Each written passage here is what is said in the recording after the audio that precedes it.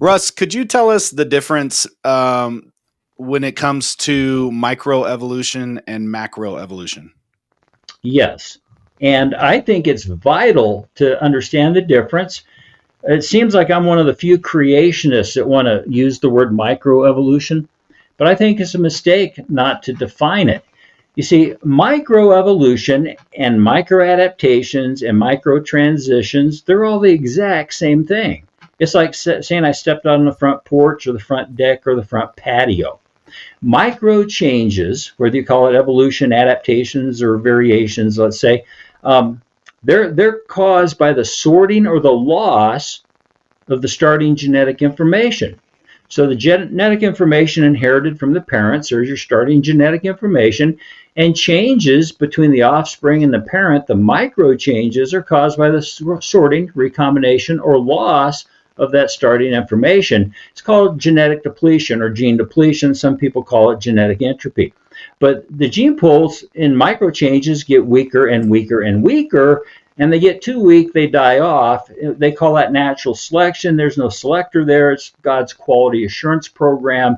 If things kept losing information unchecked, everything will go extinct in about 1,500 years. Now, macroevolution is Darwinian evolution. One kind producing a different kind. So microevolution, microadaptations, they always produce the same kind with variations within the kind caused by the sorting or loss of information. You can get a wide range of dogs. We have 350 or so types of dogs on Earth, but they only produce dogs with changes within caused by the, again, recombination or loss of information. Now, Darwin, and that's all that science finds, by the way. Operational science, if they did 1 million experiments on this, they're going to find 1 million examples that kinds only bring forth after their kind. Before you move on from that, because let's make sure that people hear that.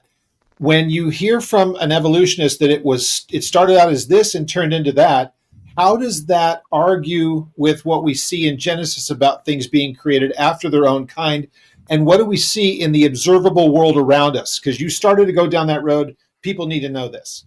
Yes. So why is it vital that we understand that kinds only bring forth after their kind? Dogs only produce dogs, people only produce people, etc.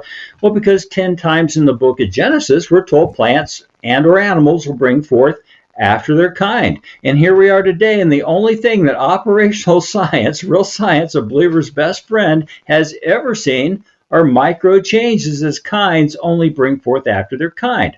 But Kyle asked me also about macroevolution. Well, macroevolution, that's Darwinian type evolution, where let's say a dog produces a non-dog, given, of course, the magic ingredient, which is, as you know, millions and billions of years of time. Time beyond comprehension somehow makes the impossible seem possible, to at least to them. But macroevolution requires massive amounts of new and beneficial, not just new and beneficial genetic information being added to a gene pool. Well, operational science, real science, a believer's best friend, knows of no viable way for nature to add appreciable amounts of new and beneficial genetic information to a gene pool.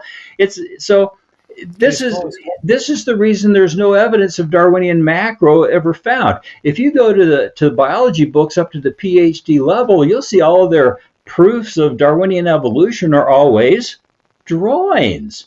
And there's an old saying that goes like this: Darwinists are experts at drawing things that never existed to support their theory that never took place. Now, honestly, if you took away their box of crayons, they've got nothing. What they will show, go to any textbook and look, they only show micro changes.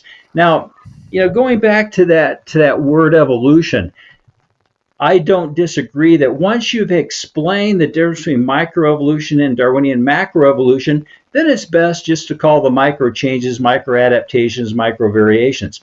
But if you don't define it, and you're in a debate, the other side's going to, every time you show a variation, they're going to say, well, evolution has changed over time. That's evolution. That's what I'm talking about. But once you define the difference between micro and macro, if they try to point out, well, that change within the dogs, that's change over time, and you already pointed out it's caused by the loss of information, they can't bring it up. They've got nowhere to go. So it's important to define the word and understand that micro is caused by the loss of information. Macro requires massive amounts of new and beneficial. In real science, doesn't know how that can happen. Yes, they claim mutations, but Chris, Kyle, I don't think anyone's ever been sitting in the waiting room waiting for a child or a grandchild to be born and praying that they're mutated. I don't think that's likely to happen.